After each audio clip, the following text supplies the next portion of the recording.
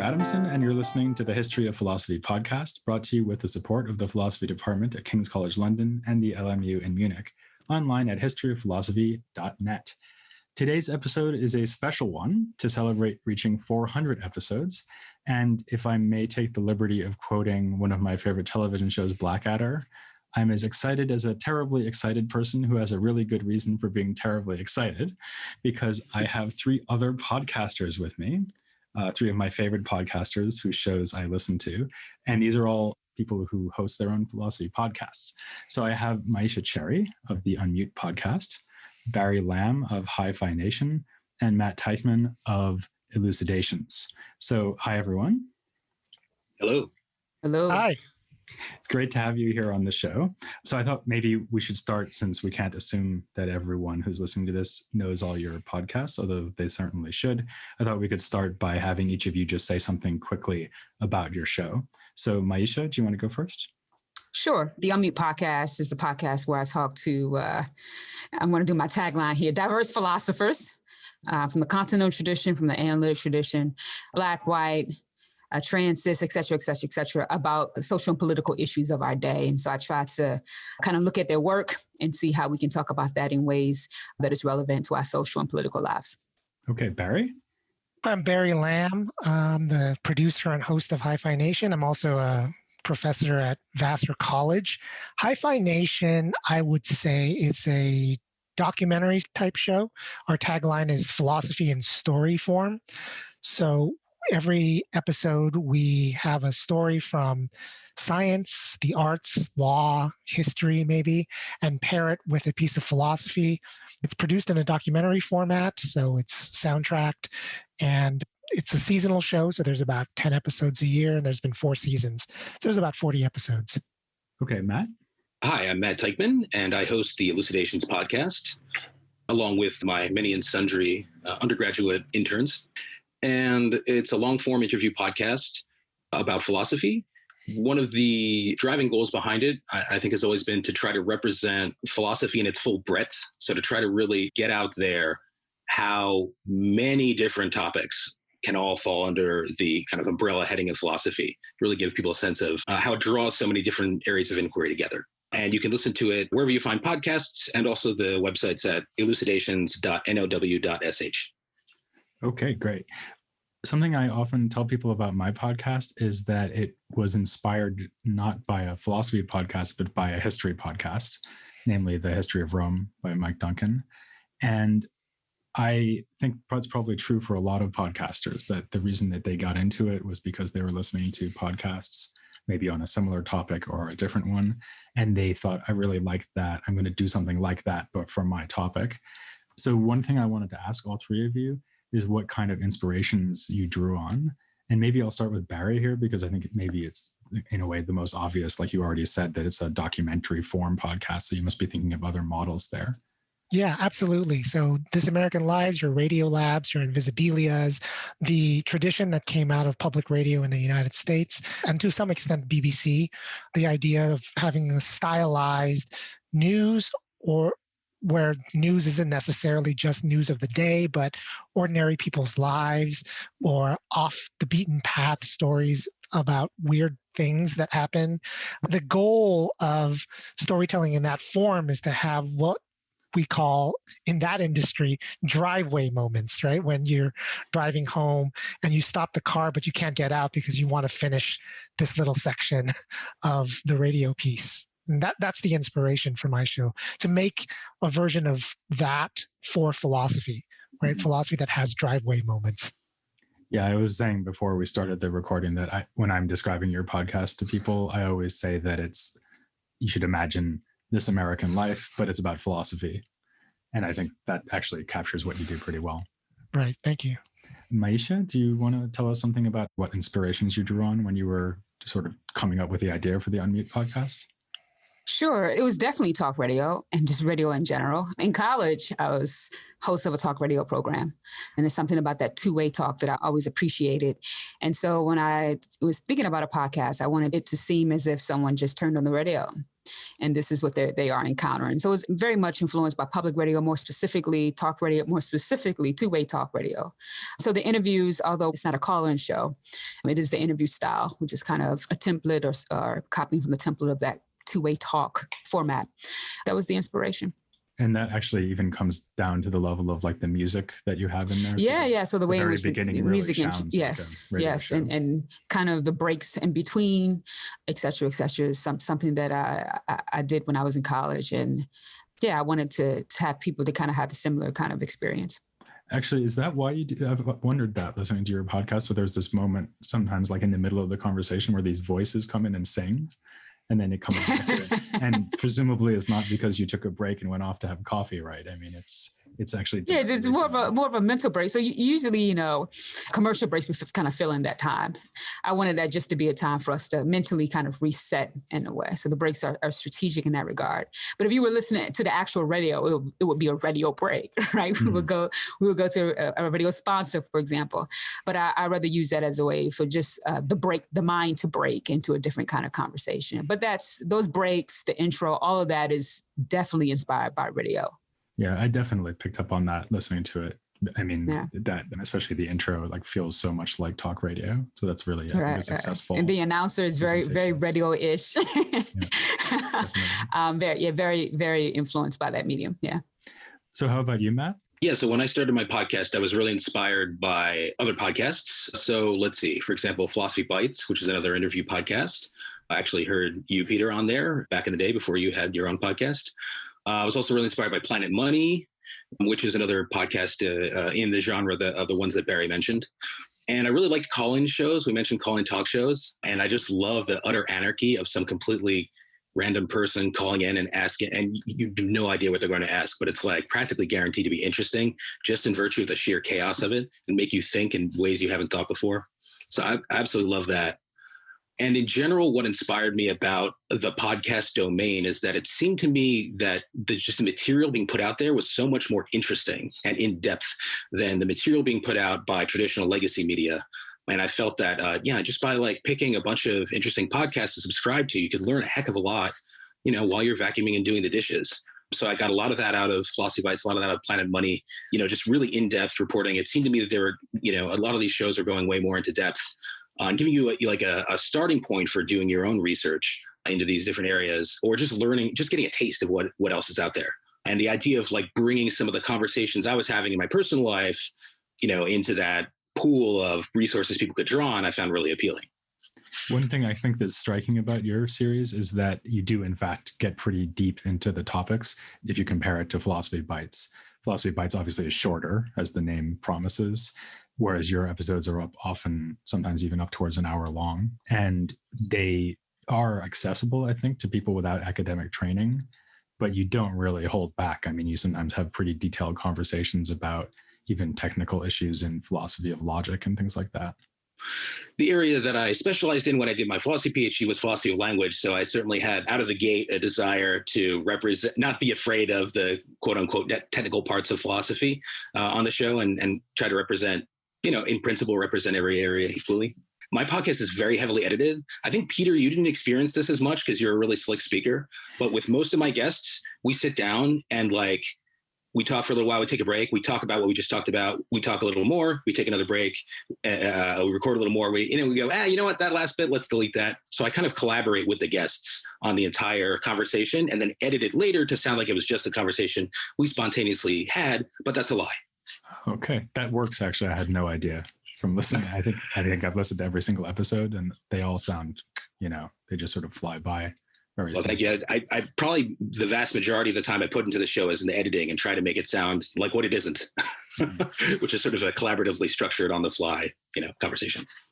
What Matt and I were just talking about there, I think raises an obvious question, which is how we see podcasting as relating to what happens in academic philosophy as a profession. In other words, philosophy as it's practiced at universities. And I think that's a really interesting question because for one thing, it's pretty clear that all of us are drawing on academic philosophy in the sense that we have academics coming on as guests. All four of us do that, actually, because Barry does have interviews with his guests as well, although it's not only interviews that what you're doing. And when I write my podcast, which is mostly scripted, what I do is go off and read a bunch of research by people about whatever figure or period I've gotten up to, and then I try to condense it down into a script, right? So certainly my podcast could not exist without professional academic research, and none of ours could. So how did the three of you see the relationship there between podcasting and professional academic philosophy? Yeah, so most of the people that I interview, the content of the conversation is based on something that they've written, right? So I've read the work, and I felt that the work is something that listeners would be interested in, right? So in some way, we might say that part of it is translation, right? That there was an 8,000 word article or 70,000 word book. In what ways can we translate that from the page into a conversation, right? But then another way in which I find that it's not just translation, but it's also transcending, right? So you transcend the academic language, you transcend the inside conversation that you're having with academics, people that you're having with your subdiscipline, and you try to, I guess, think about the ways in which it has import for those who've never heard of your particular subfield. And we begin to apply it to these other issues. That's kind of how I see kind of the relationship in a certain kind of way. And there's no doubt that I have this belief that, and I've had this experience where, the written work may be very difficult to understand. And you give someone the podcast and they're like, oh, I get it now, right? And then some sense in which, people would never thought that work would have a certain kind of application in people's life that'll lead us to kind of think about a social situation or a political dilemma in very different ways. So that's kind of how I see the connection between what we do in the academy, philosophy in particular, with the podcast. It is a work of translation, but also a work of transcending the page and trying to figure out how we can bring what we wrote into the world. One thing that calls to mind for me is the fact that even if you're a professional philosopher, there's going to be areas of philosophy you have no clue about. Right. So I think we fall into this. There's lots of areas of philosophy I have no clue about. Yeah, exactly. Well, all of us, right? It's a huge field, right? And so we fall into this trap maybe of thinking, well, there's the specialists and then there's the popular audience. But actually, like, for example, I was listening to an episode from your series recently about Frantz Fanon, who, because we haven't gotten to him yet in the podcast I'm doing with Chike, I don't really know anything about Frantz Fanon except like very vague stuff.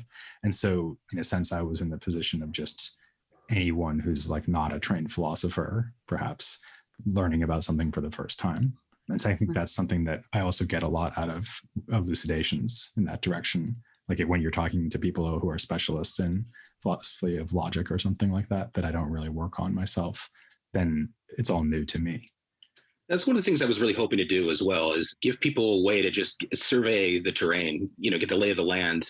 I mean, I guess the discipline, but maybe more interestingly, just philosophy itself, what has been done, what's being done.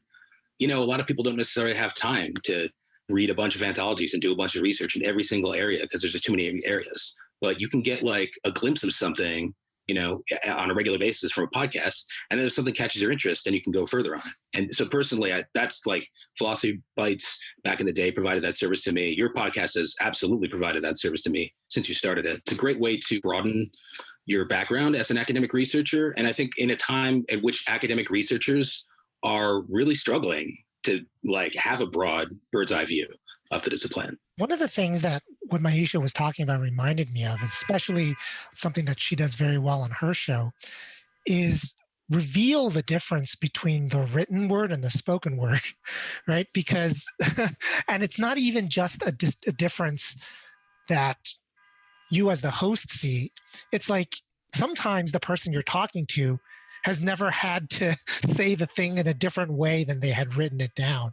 And then you realize that in the process of doing that, they can articulate something differently than they were in the written word. And I think that one of the things about podcasting is it forces people who are professionals in the field to, it's a weird thing. They're translating their own thing, right, from the written work to the spoken word. And it's a very different thing. The spoken word, they could just read the paper. You could say, hey, could you read that paragraph, right? But we know that that's not going to work. That's going to be a terrible episode of Unmute if they just read the thing. And one of the things that Maisha is very good at is like, okay, it's not just the spoken word, it's the dialogue word. It's like if you're in conversation with Maisha, you're going to say it differently than if you had to just like get on a mic and say it. Something about speaking and speaking to somebody has this translational process to it that I think this medium is forcing academics into when we ask them to be on our show. No, I find that interesting, right? So in some ways, we might say that it becomes something else, right? So as much as translation seems like, oh, what you're doing is taking this thing and just putting it somewhere else. That's what's happening in this podcast. You're taking one thing and you're creating something else, right? You're not just, translating it per se. You're remixing it. You're co-creating it with the person that you're talking to. I mean, it's interesting about translation. I was reminded of the email that I send to people that I'm interviewing, and I always say, listen, there are going to be some words. Here's a warning. You may say big words that may not have a broad understanding. I will ask you, what do that mean?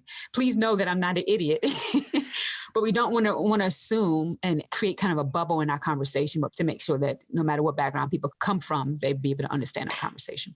Yeah, I've done interviews for like medieval philosophy where people just throw in untranslated Latin and things like that. It's like, you know what? Let's try to tell the audience what that means. Yeah. And with the documentary style, right? Because I tell them this is not something that I'm going to air as is. So I will say, okay, could you stop and could you say that point again without using the word post, inter, blah, blah, right? Whatever. I do that too. It's always phenomenology for me. They always say phenomenology and I have to stop them and they're like, just say that again without phenomenology. Yeah. One of the other issues that comes up here, I guess, is what kind of audience we have in mind.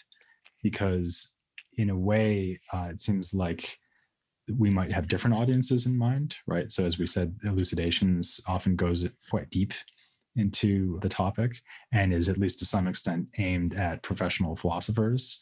And at least I don't think of my audience primarily as being professional philosophers, although it's obviously welcome to me if they listen to it. But I usually tell my interview guests that they should imagine that they're talking to a bright undergraduate. And I guess I kind of have that in mind when I write the scripts as well.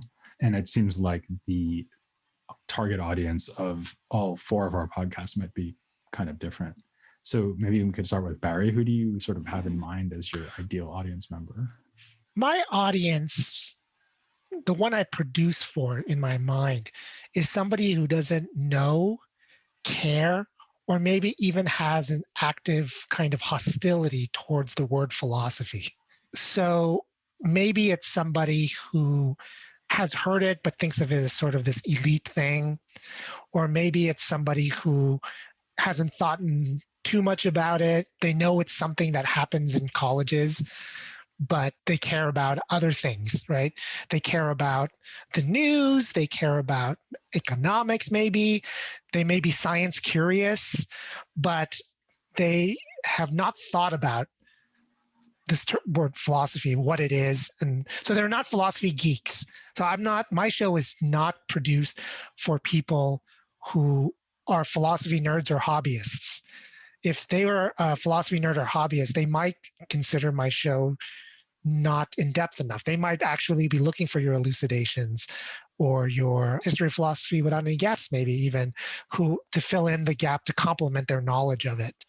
I'm tailoring it for the person who likes to read magazines, who likes to listen to public radio, who considers themselves an intelligent person, probably a college graduate, and will stumble across it and think, yeah, if I'm going to spend 0.01% of my time on philosophy, that's more than I had spent before, right? That's how I think of my audience. And I suppose, Maisha, you must be trying to kind of overturn people's assumptions and expectations about what philosophy is with the Unmute podcast, right? I think that's one of the bullet points. I mean, I can't help but say what my audience is without first addressing what my initial audience was when I was thinking about the podcast. So at the time, this was like 2014, I was transitioned from adjuncting to go back into a PhD program. That summer, I had worked with some formerly incarcerated young folk who weren't college graduates, teaching them philosophy. And so when I originally thought about the podcast, this is also mentioned in the book, I was thinking about that demographic. I was thinking about Black and brown New York folk who were intellectually curious, was hip, wasn't really going to listen to something that was a bore, not listen to anything that was, long, like a movie. Right. And so those are the individuals that I had in mind. And I think in some ways, I still have that in mind as my audience. Now, who that is quite broad, right? The intellectually curious, right? It could be undergraduate students. What I found is a lot of grad students, a lot of faculty members, people outside of philosophy, just the public in general. So I think for me, when I talk to people, I'm surprised about who listens to it and why. And I think what I find is that it's people who are interested in philosophy, yes, but it's also people who are interested in a particular topic that I'm discussing with particular individuals.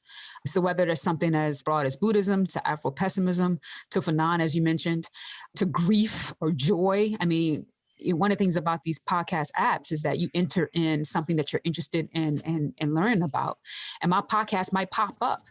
That person was intellectually curious in something and they found it in that particular way. Mm-hmm. And what about you, Matt? I mean, we may actually have given slightly a false impression by sort of emphasizing how deep and detailed your podcast is, because the feel of it is actually not that it's aimed only at academic philosophers, I wouldn't say. Yeah, I feel like this has been kind of an ongoing conversation between you and me, but I always wanted my show to be basically just accessible to anyone who is curious and absolutely not only aimed at academics. But it seems like the niche it sort of landed itself in has, despite my best efforts, been something like that. I think it's an interesting feature of you can start with a certain conception of what you want your podcast to be when you start out, but often it'll turn into whatever it's going to turn into, because at the end of the day, you're not the only one tangoing, your entire audience is as well. But it's funny how you said you tell your guests to a picture an intelligent undergraduate. It's almost like verbatim. I tell my guests to imagine a room full of intelligent 17-year-olds who have never heard of any philosophy stuff before. Of course, it doesn't always go that way, but I think it has a lot to do with the fact that some of the guests that I have never actually done this before. And they're maybe not used to. Maybe they don't teach freshman seminars that often. I'm always trying to sort of challenge people and push them more in that direction.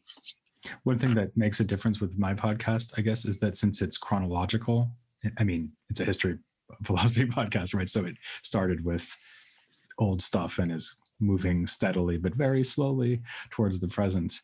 And so I usually assume that the majority of the audience, if they're listening to a conversation between me and a guest, most of them have probably heard the previous episodes. So they kind of have some background knowledge. So that's why I tell them to think about it in terms of talking to an undergraduate who's as it were in the middle of a course. Yeah, that makes sense. But the point is that they're not talking to another specialist on SCOTUS or something like that. In a way, I feel like my intended audience member is basically me 20 years ago. When I was in college, I studied cinema studies and linguistics. I did maybe 1 or 2 philosophy classes, but I basically discovered philosophy after college. And it was just fun and interesting. It sucked me in. I started doing fun, background reading in it. And this is exactly the kind of thing that I would have loved to, for there to be at that time. When I was, learning about this field, and which I eventually decided to formally study. But there was a long period of just general kind of curiosity leading up to that. Yeah, I didn't have any real formal academic background in philosophy. I mean, I took intro logic, so that's not really a normal philosophy class, but I only took one normal philosophy class besides intro logic. So I don't know. Maybe we all make the podcast that we wish we could listen to. That's right. Yeah, that's exactly right. I mean, it's one of these things where if my show existed in the space, I wouldn't be making it. I made the show that I wanted to exist in the space. And if somebody took it over, I think I'd be fine with that.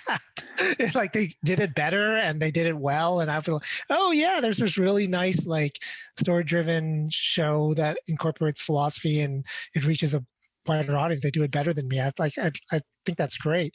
One thing I want to say when I'm listening to everybody speak is I think that and maybe Maisha feels this way, and I think Matt has already expressed that he's felt this way. I've been surprised that there have been professional people listening to the show. So when you go and there are academics and colleagues that are oh yeah, I listen to every single show. I was definitely surprised. I didn't expect that. My guess is that actually it turns out we maybe should be pitching all of philosophy at sort of the level that we're doing at our intention is, right? Because it just turns out even professionals that's, I'd rather listen to that than somebody who's, talking about the objection to the objection to the objection to the thing that is in the literature, right? So maybe all along we're kind of overestimating how much the field itself wants to be super niche. I listen to all three of your podcasts for fun, actually. And I have to admit that I don't usually read published philosophy for fun. Maisha, I think you wanted to say something, and then Matt did. Yeah, I find what you just said to be hilarious. So let me just try to get my mind together. I'm just thinking about what Barry was saying. And in some ways, he have just, contributed to a larger argument about should we even be calling what we're doing public philosophy in some kind of way. But that's another discussion for another time. But I think one of the things as Matt and Barry is talking, it made me think about, as much as we've been talking about audience, they kind of alluded to kind of creating a podcast that you wish you would have had 20 years ago or you wish it existed today. And there's no doubt that for me, and I know we're going to talk about this in a little bit, as a Black woman philosopher, when I tell people that that's what I am, they are like, what? Repeat what you just said. What are you? And so I think for a lot of, I'm thinking about young Black kids, particularly, who thought that philosophy is what Socrates and Plato did, and could not imagine that there would be a Black woman with dreadlocks that is doing that professionally. So in some way, I do want to amplify that there are individuals that's doing this kind of thinking for a living. And in some ways you can too. And it's not just a Black woman, right? As I mentioned, I talk to that when I mean diverse in content, but diverse in bodies, diverse, et cetera, et cetera. I want that to be very clear that yes, we're talking about these particular issues, but there are a variety of people and diverse people who are approaching these questions. And so philosophy is not something that only a certain body is able to do, but we all can engage this practice. And that's hopefully what I wish existed 20 years ago as I was contemplating being a philosopher or not. We talk about representation, but I think it's a little bit more than that. But I want to present that to audience members as well. Is that the thinking behind the opening question that you pose to your guests? Because you often, I guess you always ask at the beginning, how did you ask your guests how they got into philosophy? And I guess that's kind of subtext there is, given that you're the kind of person that people assume doesn't do philosophy, how did you get into philosophy? Right. So here's the interesting thing. I don't even think that's a question that's based on diversity. I think that's just like, how in the hell did you decide to do this in general? So even if I was a white man, I would still ask, because I think that's what audience members are wondering. Why this? What is it about this that got you interested in this? And when you're able to get a PhD for 8 years, the joke, I remember the joke in college was if you're a philosophy major, you don't make any money, right? And business majors make all the money. So they were just wondering, why were we philosophy majors? Like, what are you doing? And for my mom, she was okay with it. I'm first generation. So it's like, as long as you are in school. And so I think for lots of people, they don't know that this is a live profession for one. But I think it's important for individuals to know our story of why we decided to get into this. Because one of the things that I find, I think all of us are born philosophers. As kids, we are so intellectually curious. We think about philosophical questions, a lot. I think we lose that as we grow up. And I think that question about your journey into philosophy, in some ways, I'm hoping that people will be able to connect to that, even if they didn't make the decision, they can connect to that. That's why I asked it. Right. Okay. That sounds like a good reason. Matt, did you want to... Maisha, I think your podcast absolutely wins the award for having introduced me to the greatest number of people and topics that I'd never heard of before in the profession. And I feel like I'm like on the lookout in the profession for interesting stuff. Well, thank you for that, man. I appreciate it. I definitely agree with that. So actually, as long as you're talking, Matt, let me ask you something that's related to what Maisha was just saying, which is, if you have an interview-based podcast, then the obvious, most important question that you need to answer week by week is who you're going to interview. And in my case, that's usually not that hard a choice, or at least I have a very constrained set of options because I need to interview specialists about whatever historical period I've gotten up to just now, right? So I'm usually choosing between a fairly small number of people who work on, Ficino or whatever. And back before the pandemic, hopefully by the time this is released, the pandemic will be over, but at the moment we're still in the middle of it. And it's been a year since I could interview anyone in person. But before that, I always tried to actually sit with the person in the same room. And so that was another constraint. So basically the guests that I interviewed were people who I could get at who were specialists. But I mean, you've got the whole world to choose from. So, especially now. So, how do you choose whom to interview? Yeah, you could consider it kind of like an embarrassment of riches, given how many interesting people there are. One constraint that I'm under is what you mentioned, which is I do all my interviews in person. So that does in itself limit it to either people that I know who are like around, or people who are coming through town for whatever reason. I can sort of snatch them up now and again. And also sometimes I'll travel, go on a vacation somewhere, have to do an interview with somebody I want to talk to and have to have a vacation there. But yeah, it's mainly just guided by whatever topics I think are interesting. Yeah, I feel actually very fortunate to know a lot of people who, at least in my estimation, are very interesting and have things to say about stuff that you haven't heard before. I don't know. It's kind of a Matt-centric process of selecting guests. One thing I did want to mention, because in relation to your earlier question about like, how does this relate to the philosophy profession? I feel like a lot of the philosophy profession is focused on objections, counter arguments, counter examples, and sort of the back and forth of that. And at least I personally find that, I mean, if the goal in objection is to like deliver a zing or whatever, then okay, fine. You can publish an article and then forget about it. But if the goal of mounting an objection is to really better understand the topic and like maybe be shown to be wrong, I think it's much more interesting to talk to the person about their view. So another thing I'll often do is try to find people who've defended views that I find just sort of questionable and talk to them about it to learn more about it myself. And in almost every case, I come away having changed my mind about whether the position was bunk or not. I usually at least come away thinking, yeah, actually, there's some pretty good reasons to favor this idea. It's not as ridiculous as I thought going in. It's always a humbling experience, like when you're sitting there face to face. Often when I'm in a journal, a philosophy journal, I'm reading an objection to something, I'm like, I want to hear you say that to their face. Actually, one reason I asked you the question is because I sometimes wonder whether you've deliberately chosen guests who have strange views.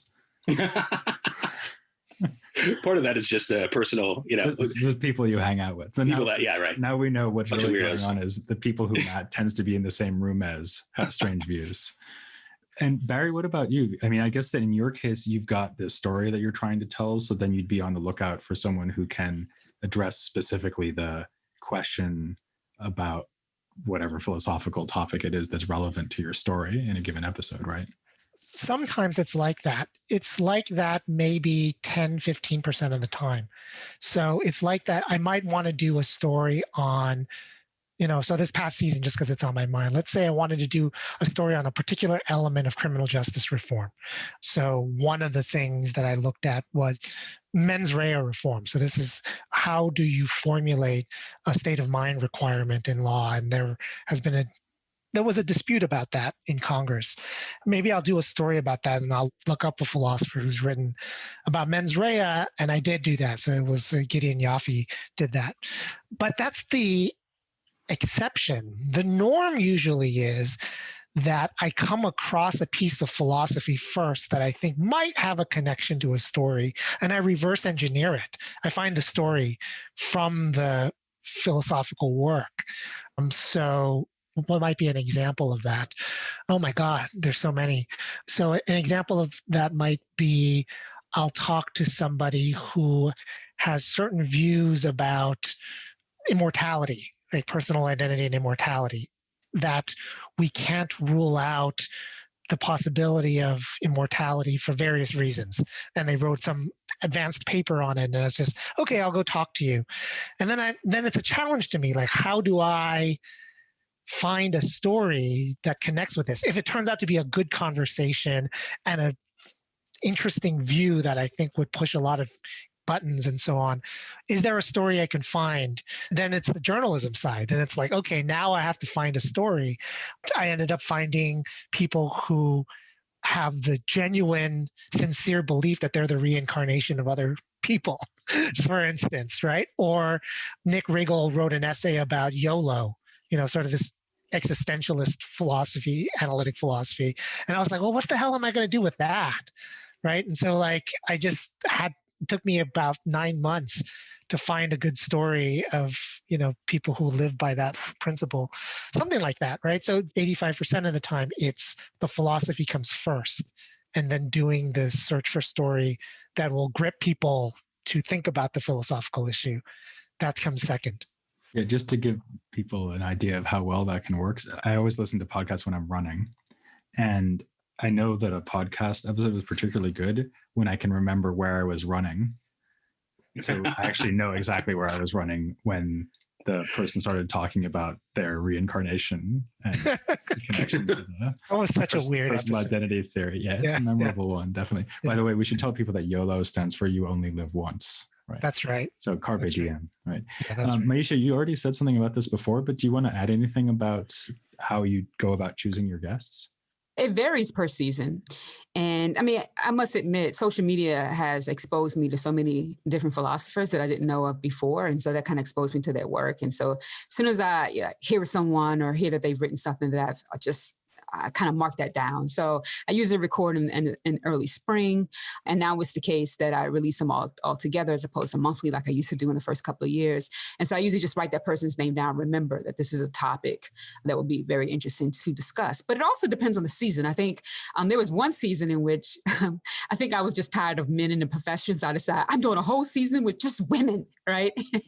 So a lot of the content was around those kinds of issues. And because I got a project I'm working on this season is really going to focus more on the moral side of things and the moral psychology side of things. So it all depends what the season is and the work that I run up against before I do recordings in the spring. Maybe something else we could talk about is the political side of the podcasts. My podcast, I would say, has a perhaps quiet political agenda. It covers philosophy in diverse cultures. And, we've done the Indian philosophy podcast. We're now doing Africana philosophy. But I think that the political themes in your podcast, that is Maisha's podcast, are quite overt. As you mentioned, a lot of the time, that's the explicit topic that you're discussing. And although in general, I think that's not true of Hi-Phi Nation, as Barry said, there's a whole season on criminal justice reform, which sort of law and order style works its way through every stage of the criminal justice process. So you have prosecution, police, jails, etc. And so I wanted to ask both of you to comment on that. So do you think that philosophy podcasts have a lot of potential, or particular surprising potential for what they can achieve in the political domain? Or is it just because that's what you're interested in more? If I was focused explicitly on what we consider moral philosophy, we have moral lives. And so my answer would be kind of the same, right? I think our lives are multifaceted. And I think particularly when it comes to value theory in general, I mean, just it clearly kind of relate to our lives that I think it'll have a similar impact on the political domain. So I don't want to give that much importance to the political. I mean, I would say I'm being biased here, right? I'm a social and political philosopher and very interested at the intersection of moral psychology of those particular things. And so, but I think because we live political lives, talking about political topics just seems to has relevance because that's kind of what we experience here. But I think the same relevance could be the case in other dimensions. People who are religious or spiritual, etc., will also benefit from a different kind of philosophy or general philosophy topic.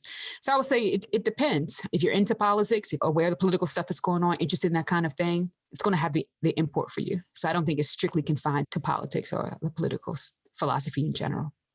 What about you, Barry? Yeah, one thing I like to tell my students is that not all of our political problems are philosophical, but some of them are. Mm-hmm. And with respect to criminal justice, which a lot of people are thinking about nowadays, not all of our criminal justice problems are philosophical. In fact, most of them aren't, but some of them are.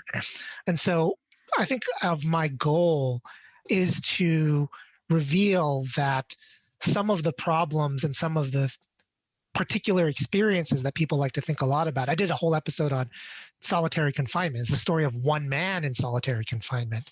But what about it? Not all of the problems of solitary confinement and the policies of solitary confinement are philosophical, but there might be some that are.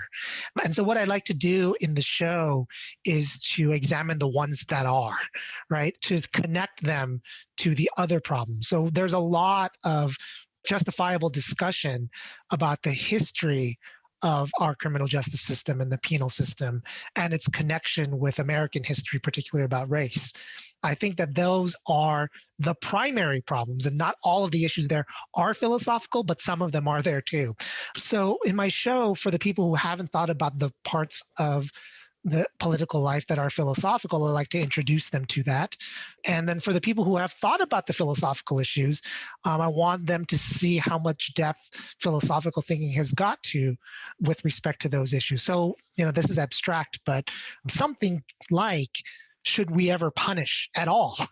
That opens up the question of what the goal of punishments should be, the connection with punishment and the moral emotions, the kind of thing that Maisha thinks about in her professional life, right? Her professional side are the kinds of things that I think lend itself to be part of the discussion in the public sphere, but it's at a level that's just a little bit deeper than what is the discourse in magazines and existing public radio, right? So you will get to the discussion of the historical, sociological issues in criminal justice. The philosophical ones, they haven't gotten there yet. And think of my role on my show is to inject those into the discussion as well. Not to pretend that philosophy has the solution to all of these problems, because it doesn't, but that there are a subset of the problems that are philosophical and that philosophers have thought a lot about. I think particularly for me, now that I'm thinking about it as Barry's speaking, I noticed that particularly when I'm talking about political issues, or let's just say philosophical ideas in relationship to politics, I notice that I'm always convinced that after talking about these issues in a philosophical way, the last question that I usually pose is more of a question of praxis. Because there's something about political philosophy where I think there's moments in which descriptive projects are important, but being that our political climate is the way that it is, the question is not necessarily what should we think and then think that thinking is sufficient here. But I'm also interested in the question of, given that we've thought about this for the last 40 minutes, what do you suggest that we do? And so I do notice that when I am specifically talking about issues dealing with political philosophy, that it's not just the content of philosophical ideals that I'm interested in, but I think about the listener saying, hey, I've learned a lot. But political philosophy, it seems that it compels me to do something. So what should I do, or what should I stop doing? And so I noticed that I challenge guests to kind of engage in the prescriptive, because I'm never really content with just talking about political philosophy as if talking about it is sufficient. Yeah, I think it's actually something I like about your podcast, that because I think a lot of the even published work in this field sort of revolves around extremely nuanced and insightful analyses of the problem, whatever the problem is. So it might be racism or sexism, for example, or the way trans people are treated. But you also want to know, well, how could we address the problem? And I think that seems right to me, that merely understanding the problem in a very deep way might not be enough. There's also the question of what to do instead. Matt, so obviously you don't have, it's probably not even like the dominant theme in your podcast, political philosophy, but you certainly have had plenty of guests on who talk about ethical, political, and social philosophy. So how do you think about this and its role in your own series? I want to actually mention two things. So one is there's this economist, Tyler Cowen, who's been sort of an intellectual and moral mentor to me over the past couple of years. And one thing he said to me about maybe like 2 years ago was something like, one of the things he liked about Elucidations is that don't make it too political. So the first thing I want to say is I'm still trying to figure out what he meant by that, because I have no idea. And I had no idea then. Anyway, that's kind of fun. By the way, he has a great podcast himself. I don't know if you've listened to it, Conversations with Tyler. Like, I've heard the Lithuanian avant-garde filmmaker Jonas Mikas said in an interview once that if you're a bohemian artist living the artist lifestyle, whether you like it or not, you're a political subversive, because you are just in your very day-to-day existence challenging the basic assumptions of your society, of, whatever, working the tedious 9 to 5. And I think something similar applies to podcasting. I think just doing a philosophy podcast is like a strike back against a lot of the dominant ideology of the discipline, a lot of the elitism and classism of the discipline, where it's like, we're the smarty pants experts over here and you're the dum-dums over there. We're doing kind of, medium where we're trying to reach out to everybody, not just the quote unquote smart experts. Within the context of the discipline, I think the discipline skews heavily towards hyper specialization. where, it's like, I just work on like Leibniz's philosophy from this year, but I don't know anything about Leibniz's philosophy from the next year or whatever. And just like, like acknowledging that it's possible to be interested in the whole thing and trying to capture the whole thing, I really think is some kind of rebellion against this like hyper specialization where nobody in a philosophy faculty ever talks to each other about what they're doing. And they basically don't even consider the same field. I think I would like to speak up though a little bit for this might be controversial in this particular group of people, but I'd like to speak up a little bit for the hyper specialized specialists who can't. Good. Yeah. Don't let me get away with that. Yeah. Because I mean, I have to say that I guess most of what I read to draw on for writing my podcast is hyper specialized research literature. I mean, just to take the example of what I'm reading about right now, and this will give people an idea of when we recorded this. So at the moment, I'm preparing to write an episode about Galileo. So I'm reading articles and books in particular about how Galileo's early scientific work was influenced by the philosophical debates that were going on at the school of Padua in the late 16th century. And I promise you that this is not stuff that you could just sort of hand to everyone and they would think is interesting. I mean, I have to concentrate to read it and get something out of it. So, I mean, I'm glad that's there because it's really, that's the material that I'm trying to distill, as Maisha also said earlier, that there's a kind of translation process where we're taking something that's maybe aimed at a narrow specialist audience and putting it before a broader audience in a way that is accessible. And after all, I mean, even though, of course, I agree that it's nice if podcasters get credit for doing podcasts, it's not like every academic philosopher needs to have a podcast. Yeah, right? Like, of course, that stuff is necessary, and that's why we're in the field. The point is that the fact that if everybody just did that, it would just be just as harmful for philosophy as if everybody just did a podcast. Right? Because if everybody just does that, which is sort of what was happening before any of us started doing any of this, right? It would just be seen by the public rightfully as this super elite thing where it doesn't matter at all to their lives.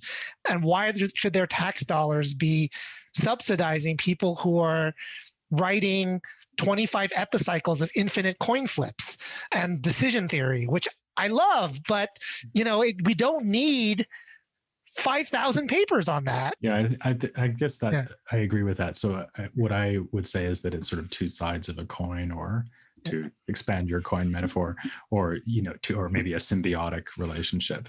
And it's certainly true that the internet has just given us the ability to complement what was going on in this highly specialized kind of philosophy in a way that wasn't that easy before. I mean, you had to basically get someone to invite you onto TV or the radio or something like that and give you space to talk about philosophy.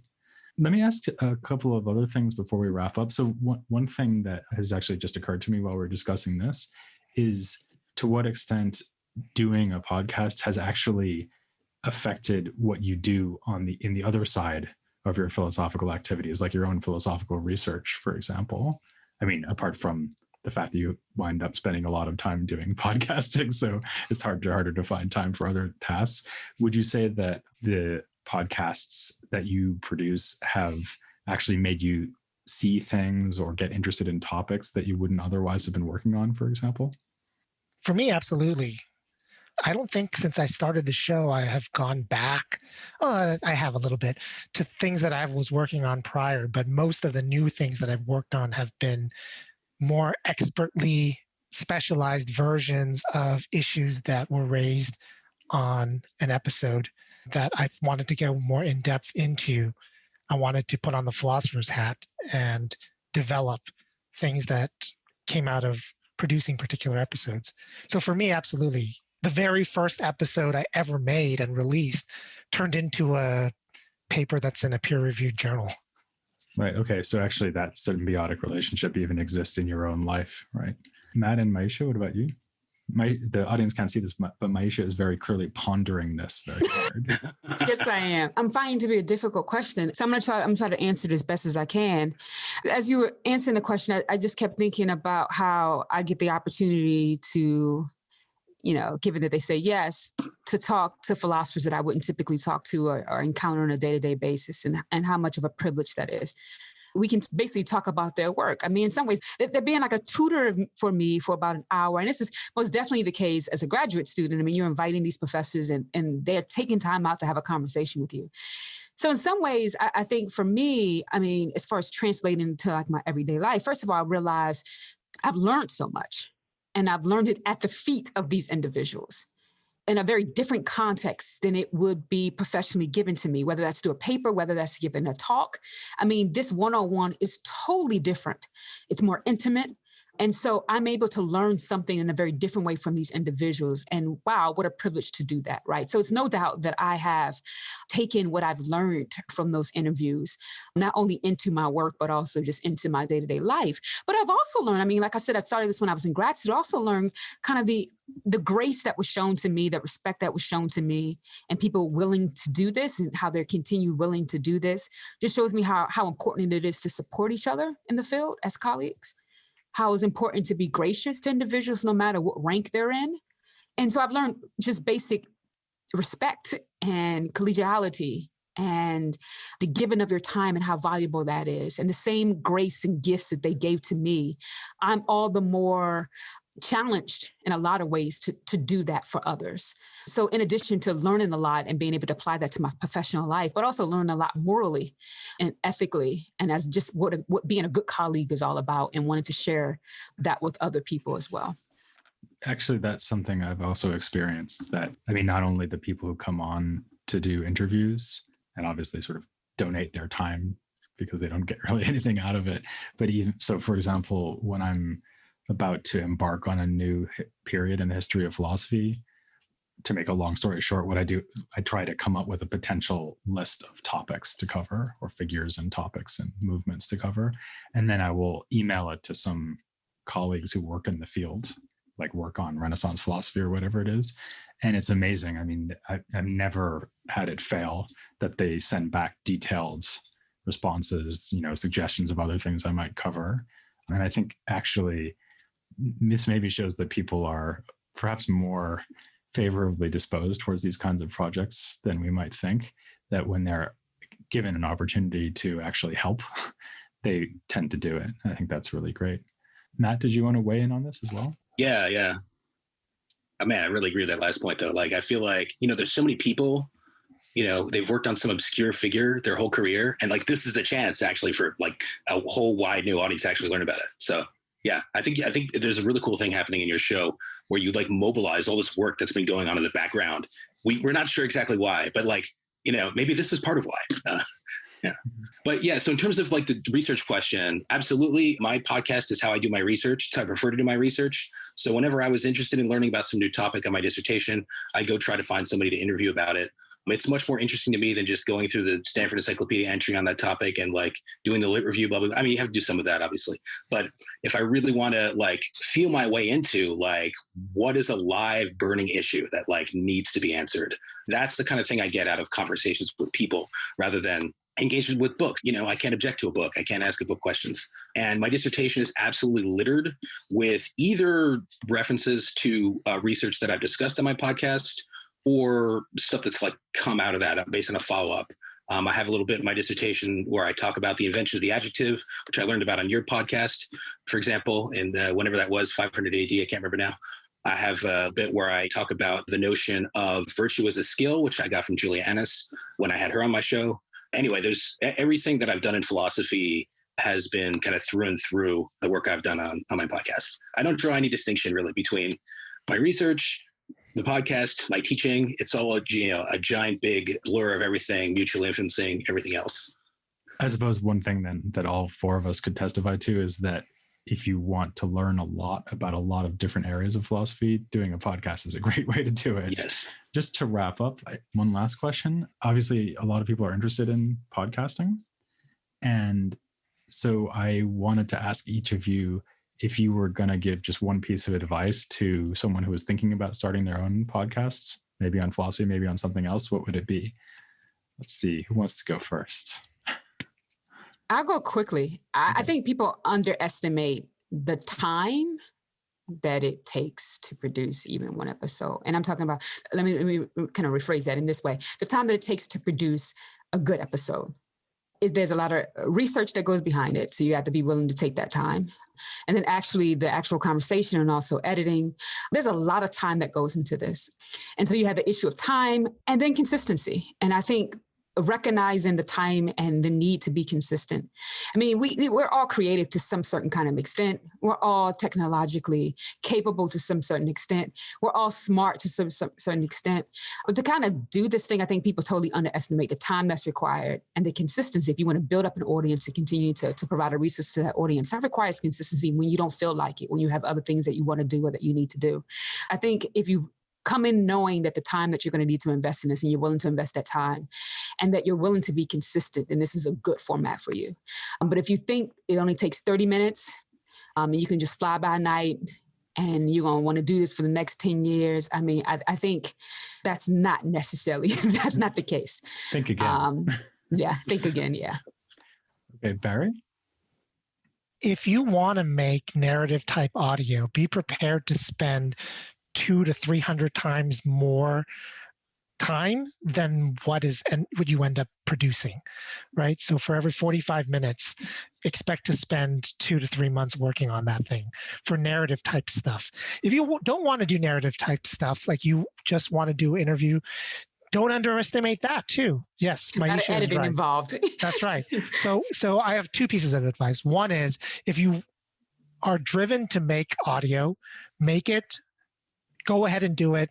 Don't dither around and think that it's going to take, you don't know anything about editing. You don't know anything about microphones. All the technical stuff is not anywhere close to the biggest issues you'll face, right? The technical stuff is nothing.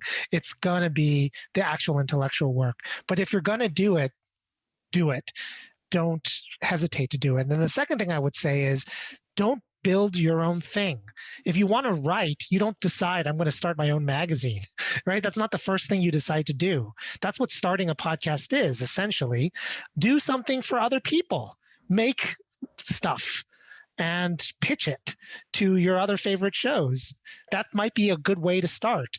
At this like point, Hi-Phi Nation, for example. Yeah. At this point, with 500,000 podcasts out there, you're going to have a hard time starting your own thing fresh and getting an audience for it.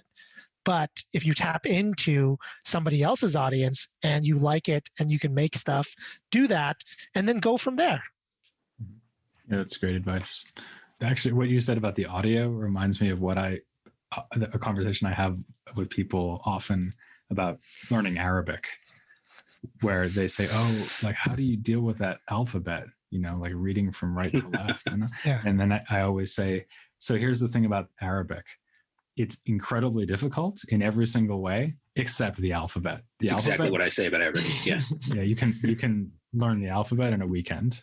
The rest of it, you'll need the rest of your life. Yes, exactly my experience. Matt, do you have a piece of advice for our listeners? I don't know if I could top the advice that's been given so far. Also, I think I'm somewhat influenced by Agnes Callard's anti-advice position.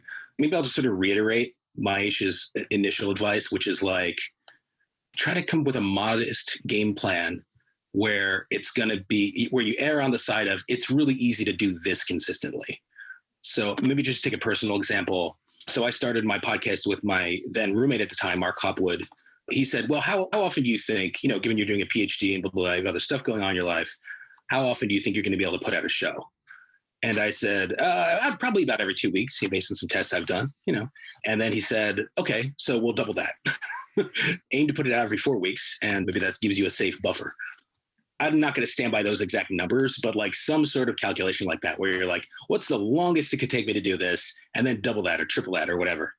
Yeah, I'm a big believer in consistency. And I mean, not only of quality, but also in terms of when it appears. I've been putting my podcast out once a week since it started, which was a mistake. but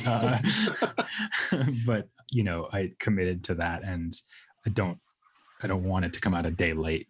I want it to come out Sunday morning, because I know from being a podcast listener that the podcasts I listen to are part of my routine, right? So I want to know that it's there for my Monday morning run, let's say. And so I want people who are up to date with my podcast to get it when they can expect it. If you have a season approach like Barry and Maisha do, then that's another way of thinking about consistency. But podcasts that just kind of come out whenever the host feels like it, that drives me crazy. And that sort of gives me a reason to not listen, to be honest. Okay, is there anything else anyone wants to add before we say goodbye and disappear back into the ether where we came from? I want to mention this is the only time I've been on a podcast where every other person on the podcast has at one point been a guest on my show. So that's just generally awesome. That is true. That is true. Amazing. That is really good. So this is like the ultimate confluence. That's right. Elucidations. All right. Well, that's a good note to end on. So thank you to all three of you. I was certainly very strongly encouraged listeners to check out their podcasts. There are other good philosophy podcasts, of course, but these are three of the best. So check them out. And thank you for listening to my podcast, which, as you know, is called The History of Philosophy Without Any Gaps.